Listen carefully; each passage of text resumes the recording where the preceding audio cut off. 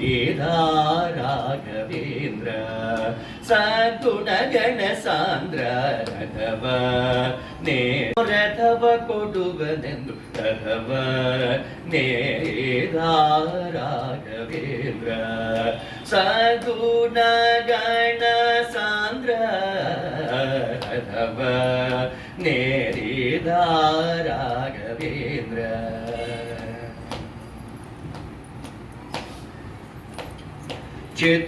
ಚತುರಾದಿಕ್ಕೂ ವಿದಿಕ್ಕುಗಳಲ್ಲಿ ಚಿರಿಪಾಜನರಲ್ಲಿ ಚತುರಾದಿಕ್ಕೂ ವಿದಿಕ್ಕುಗಳಲ್ಲಿ ಚಿರಿಪಾಜನರಲ್ಲಿ ಮಿತಿಯಿಲ್ಲದೆ ಬಂದೋಲೈಸುತ್ತಲೀ ವರವಾವೇಗುತ್ತಲೀ ನೋತಿಸುತ್ತ ಪರಿಪರಿಣತರಾಗಿ ಹರಿಗೆ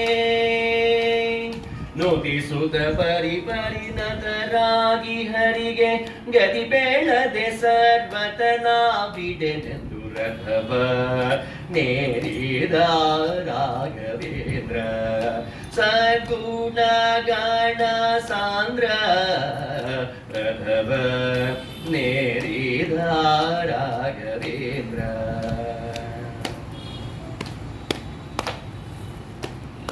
ಅತುಳಾ ಮಹಿಮಾನ ದಿನದಲ್ಲಿ ಅತುಳಾ ಮಹಿಮಾನ ದಿನದಲ್ಲಿ ದ್ವಿತೀಜ ವಂಶದಲ್ಲಿ ಅತುಳಾ ಮಹಿಮಾನ ದಿನದಲ್ಲಿ ದ್ವಿತೀಜ ವಂಶದಲ್ಲಿ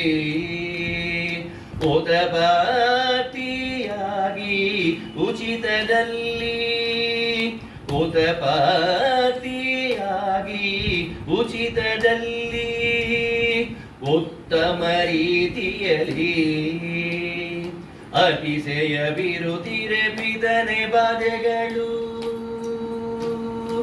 ಅತಿಶಯ ವಿರುತಿರಪಿದನೆ ಬಾಧೆಗಳು ಮನ್ಮನ ಪಿತನೊಲಿಸಿದ ಹಿತ ಕರುಣದಲ್ಲಿ ರಘವ ನೇರಿದ ರಾಘವೇಂದ್ರ ಸದ್ಗುಣ ಗಣ ಸಾಂದ್ರ ರಘವ ನೇರಿದ ರಾಘವೇಂದ್ರ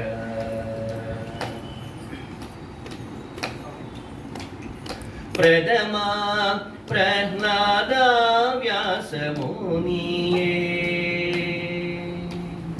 ಯತಿ ರಾಘವೇಂದ್ರ ಗುರು ರಾಘವೇಂದ್ರ ಯತಿ ರಾಘವೇಂದ್ರ ಪ್ರಥಮ ಪ್ರಹ್ಲಾದ ವ್ಯಾಸ ಮುನಿಯೇ ಪತಿತೋ ದಾರಿಯೇ ಪವನಕಾರಿಯೇ ಕದ ಮುಗಿವೆನು ದೊರೆಯೇ ಕ್ಷಿತಿಯೊಳು ಗೋಪಾಲ ವಿಠಲನ ಸ್ಮರಿಸುತ್ತ ವಿಠಲ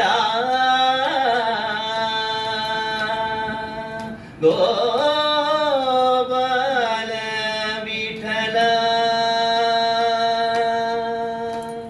ಕ್ಷಿತಿಯೊಳು ಗೋಪಾಲ ವಿಠಲನ ಸ್ಮರಿಸುತ್ತ ಪ್ರತಿ ಮಂತ್ರಾಲಯದೊಳು ಅತಿ ಮೆರೆವರದವ ನೇರಿದ ರಾಘವೇಂದ್ರ ಸದ್ಗುಣ ಗಣ ಸಾಂದ್ರ ರಘವ ನೇರಿದ ರಾಘವೇಂದ್ರ ಸತತ ಮಗದಿ ಸಂತತ ಸೇವಿ ಪರಿಗೆ ಸತತ ಮಗದಿ ಸಂತತ ಸೇವಿ ಪರಿಗೆ ಅತಿ ಹಿತದಳಿ ಮನೋರಥವ ಕೊಡುವೆನೆಂದು ಅತಿ ಹಿತದಳಿ ಮನೋರಥವ ಕೊಡುವೆನೆಂದು ರಥವ ನೇರಿದ ರಾಘವೇಂದ್ರ ಸದ್ಗುಣ ಗಣ ಸಾಂದ್ರ ರಥವ ನೇರಿದ ರಾಘವೇಂದ್ರ पूज्याय राघवेन्द्राय सत्यधर्मरथाय च भजतां कल्पवृक्षाय नमतां कामधेनवे नमतां कामधेनवे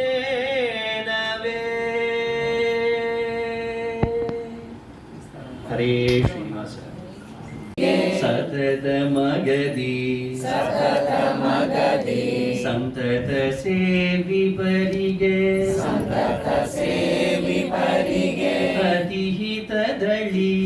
ಅತಿಹಿತದಳಿ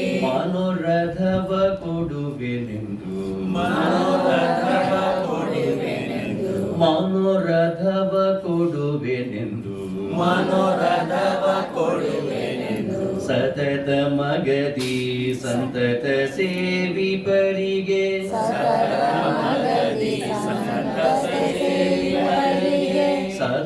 ಮಗದಿ ಸಂತತ ಸೇವಿಪರಿಗೆ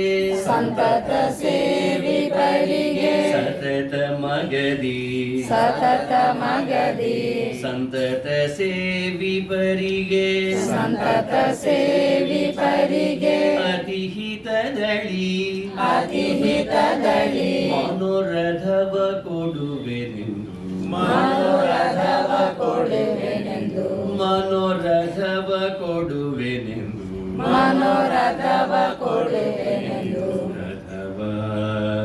ರಥವ ನೇರಿದ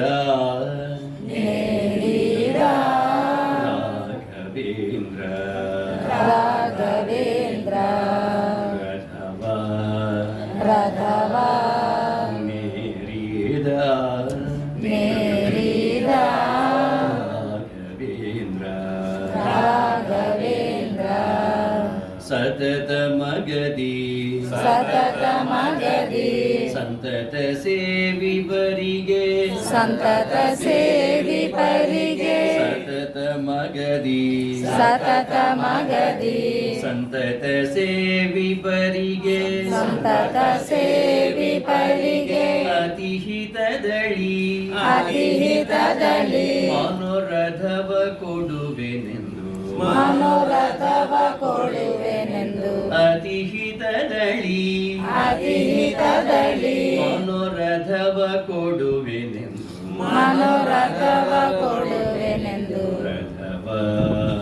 ರಥವ ನೇರಿದ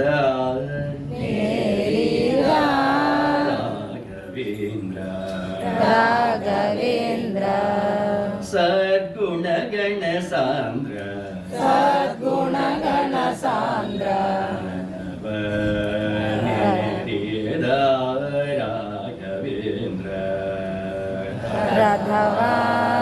ನೇರಿದ ರಾಘವೇಂದ್ರ ಸದ್ಗುಣಗಣ ಸಾಂದ್ರ ನೇರಿದ ರಾಘವೇಂದ್ರ ಸದ್ಗುಣಗಣ ಸಾಂದ್ರ ನೇರಿದ ರಾಘವೇಂದ್ರ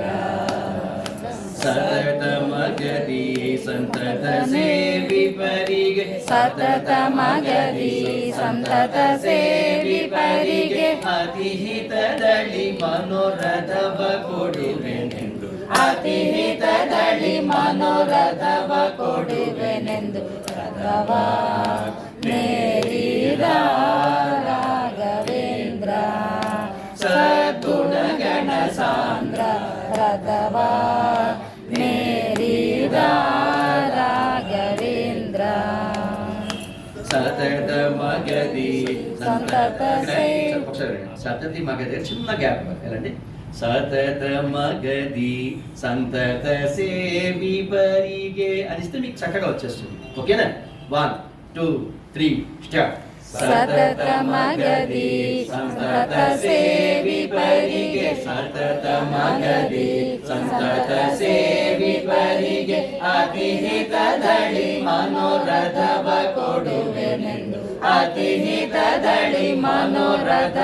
ಕೊಡುವೆನೆಂದು ರಥವ ನೇರಿದ ರಾಘವೇಂದ್ರ ಸದ್ಗುಣಗಣ ಸಾಂದ್ರ ರಥವ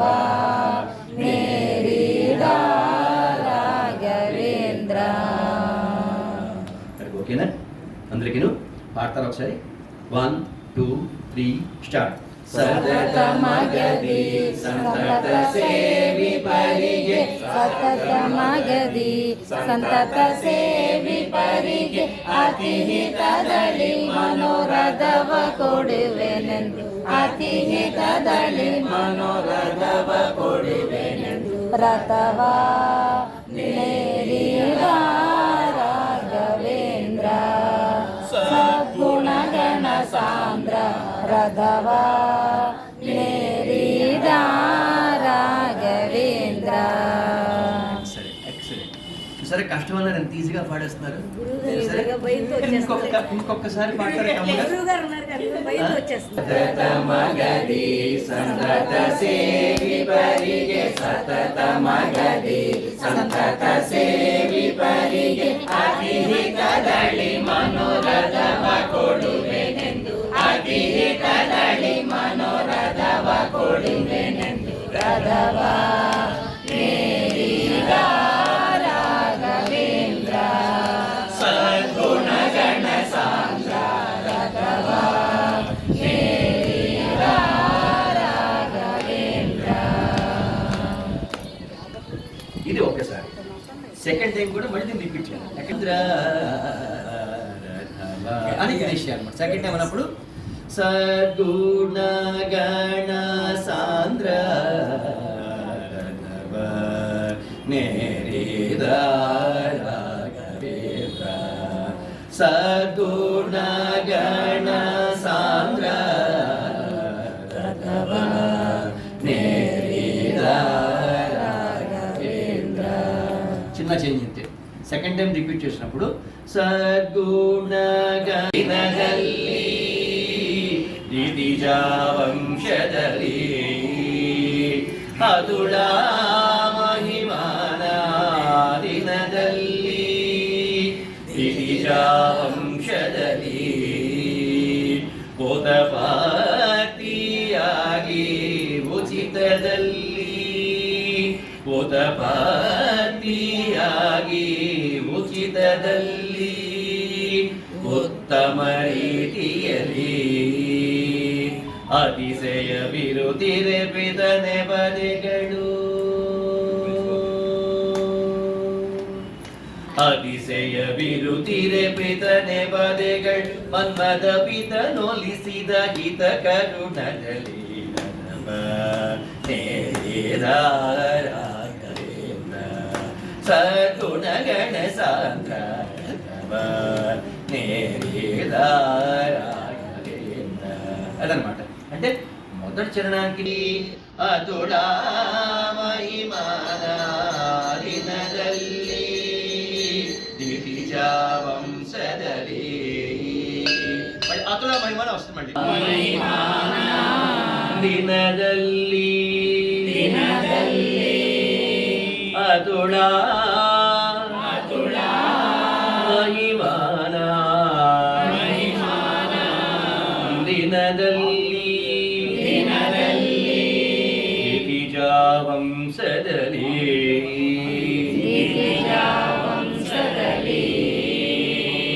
ಅತುಡ ಮಹಿಮಾನ ದಿನದಲ್ಲಿ ಅತುಡ ಮಹಿಮಾನ ದಿನದಲ್ಲಿ ದಿತಿಜಾ ವಂಶದಲ್ಲಿ. ఓకే కదా? పాడతారు ఒకసారి. గీతದಲ್ಲಿ ಉತಪಾತಿಯಾಗಿ ಉಚಿತದಲ್ಲಿ ಉತ್ತಮ ರೀತಿಯಲ್ಲಿ ಉತ್ತಮ ರೀತಿಯಲ್ಲಿ ಉತಪಾತಿಯಾಗಿ ಉಚಿತದಲ್ಲಿ ಉತ್ತಮ ರೀತಿಯಲ್ಲಿ. ఇది రెండుసార్లు వస్తుంది.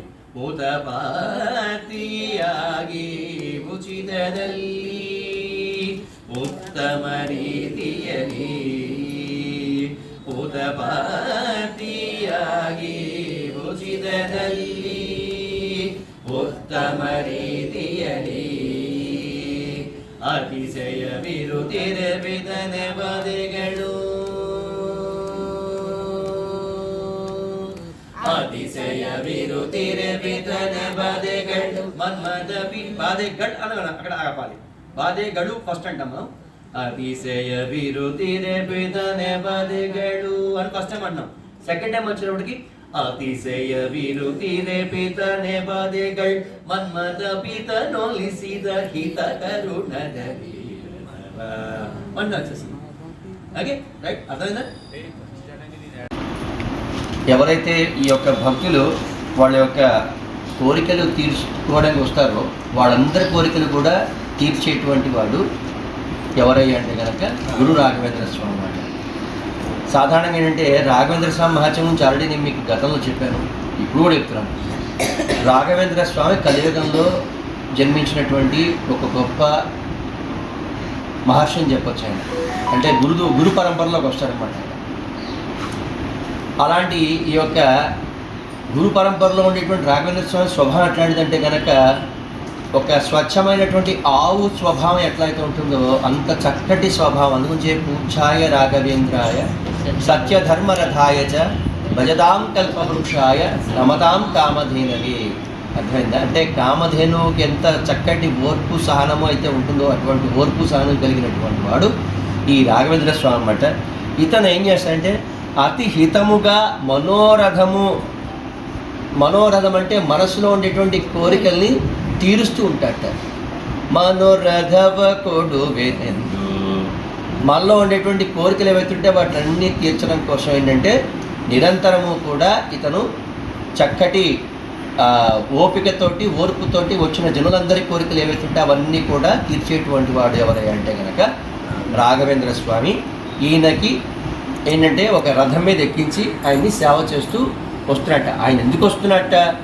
ఎవరైతే మనసులో కోరికలు ఉంటాయో అటువంటి కోరికలు ఏవైతే ఉంటాయో, మనోరథము అంటే మనసులో ఉండేటువంటి కోరికలు ఏమవుతుంటాయి ఆ కోరికలను తీర్చడం కోసం స్వామివారు వస్తున్నారట. ఆయన నిజంగా స్వామివారు తీరుస్తారమ్మా. ఎందుకోసం అంటే ఈ యొక్క కలియుగంలో గురు పరంపరలో మనం తీసుకుంటే చాలామంది బాబాగారిని తీసుకుంటారు. సత్యసాయిబాబా శ్రీ ఫస్ట్ సత్యసాయిబాబా గారి ముందు షిరిడి సాయిబాబా పరంపరలోనే గురు రాఘవేంద్ర స్వామి. ఈయన కూడా ఏంటంటే యతి అంటే తెలుసు కదా, అంటే ఋషీశ్వరులు ఎటువంటి శక్తితో ఉంటారో అంత గొప్ప శక్తితో ఉంటాడన్నమాట.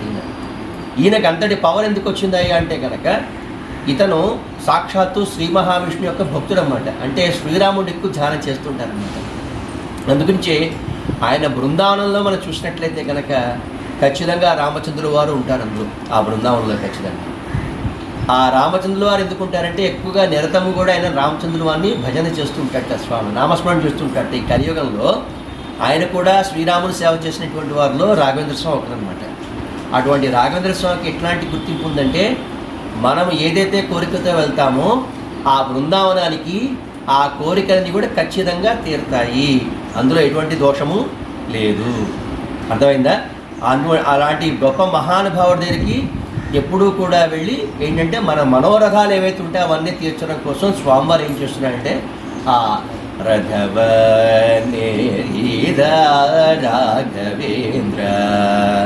రథముని ఎక్కి వస్తున్నటువంటి వాడు ఎవరయ్యా అంటే ఆ యతి రాఘవేంద్ర స్వామి అనమాట.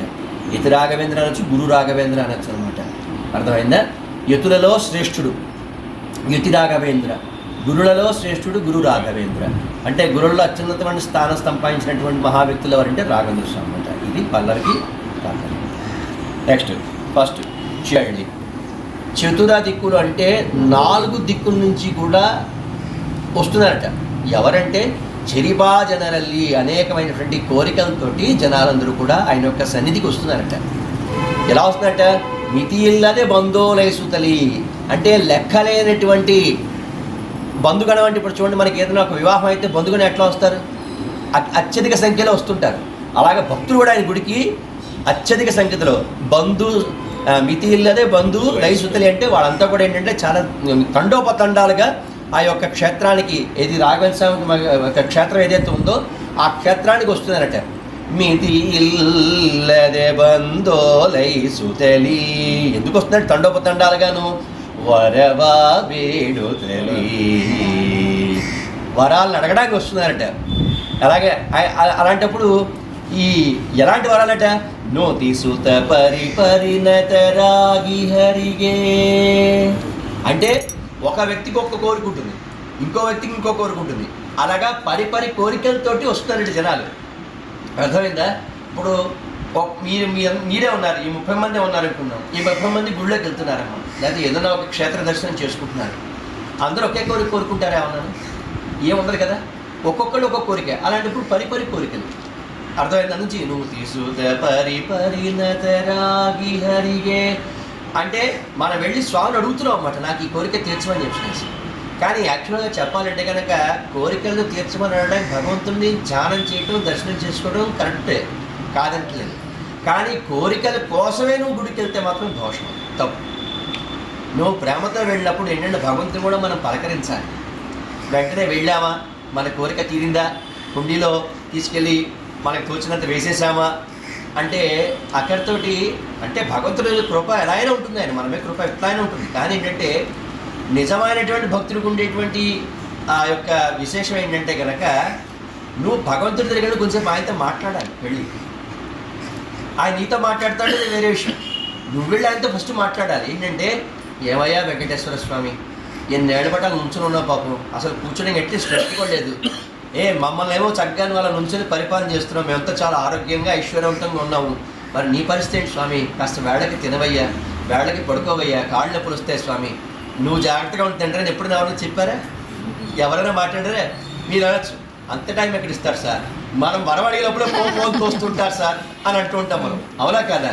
కానీ ఒకటి గుర్తుపెట్టుకోండి, స్వామివారిని వరం అడగాలంటే ఆయన దగ్గరికి వెళ్ళి వెంటనే అడిగితేనే వరం తీరుస్తాడంటే పొరపాటు అన్నమాట. మనం మనసా వాచా కర్మన ఇక్కడ కూర్చొని కూడా తిరుపతిలో స్వామివారి మనం చూడొచ్చు. సరే, ఇంకో క్వశ్చన్ అడగచ్చు, సరే మనం తిరుపతి ఇక్కడ కూర్చొనే చూడొచ్చు కదా, మరి అక్కడికి వెళ్ళాల్సినంత అవసరం ఏముంది అని చెప్పని అడగచ్చు. కానీ ఎప్పుడైతే నువ్వు క్షేత్రానికి వెళ్తావో అక్కడ ఉండేటువంటి యొక్క పవిత్రత నిన్ను సంతరించుకుంటుంది, నిన్ను ఆవహిస్తుంది. అప్పుడు ఏంటంటే నువ్వు పరిశుద్ధులు అవుతావు అన్నమాట. అంటే ఏంటంటే నీ యొక్క శరీరం అంతా కూడా ఏంటంటే దేహం అంతా కూడా ఏంటంటే ఒక చక్కటి పాజిటివ్ ఎనర్జీతో నింపబడి ఉంటుంది అన్నమాట.